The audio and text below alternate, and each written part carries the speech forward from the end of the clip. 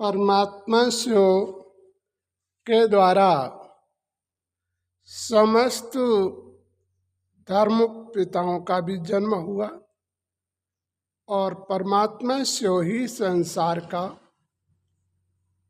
Main रचयिता है, जिसे हमारे भाई बहनों ने एक निराकार ज्योति भी कहा है और वो इन नेत्रों से नहीं देखा जा सकता है। उसके लिए तीसरे नेत्र की आवश्यकता पड़ती है।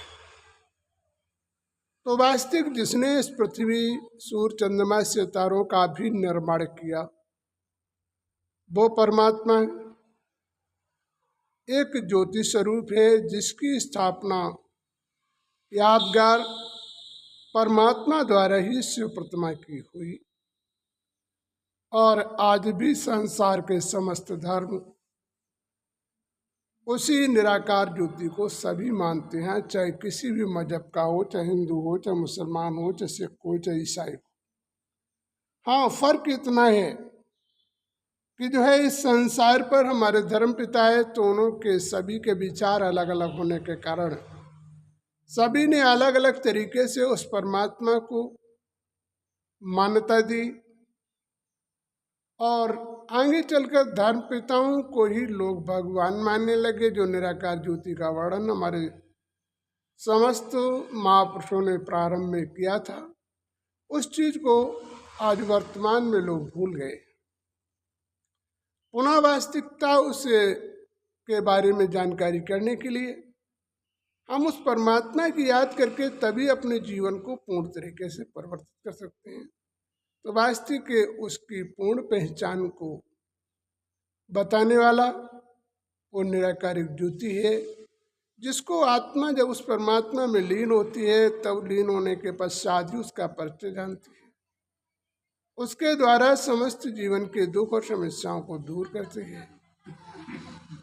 तो वास्तविक आज हमारे धर्म पिताओं के कारण हम आपस में वैमनस्यता, ईर्षा, दोष की ऐसी भावनाओं को भी हम अपने मन के अंदर बैठा लें। क्योंकि देखिए, विचार करिए, जैसे एक परिवार में लोग होते हैं, उनके 4 सदस्य हों, क्या चारों लोगों के विचार एक हो सकते हैं? लेकिन देखा जाए तो सभी का मालिक तो एक ही होता है। तो इस संसार पर परिवार के लोग 4 लोगों को एक नहीं किया जा सकता है, उनके विचार अलग अलग हो जाते हैं। इसी प्रकार से परमात्मा ने संसार पर धर्मपिताओं को भेजा, लेकिन सभी के विचार अपने अपने तौर से उन्होंने समाज में पेश किए, लेकिन सभी धर्मपिताओं ने उस निराकार का वर्णन किया और सबके उद्देश्य इस संसार पर मानव के अंदर बढ़ती वैमनस्यता, ईर्षा, दोष को मिटाने का प्रयास किया और वो कुछ हद तक सफल भी रहे। लेकिन आज वर्तमान में पहले धर्म पिताओं का ये उद्देश्य नहीं था आपस में लड़ना, बैर, वैमनस्यता फैलाना। उनके बाद लोग आए, उनके अंदर ये भावनाएं उत्पन्न हुई और उन्होंने वैमनस्यताएं फैलाना प्रारंभ किया, भेदभाव करना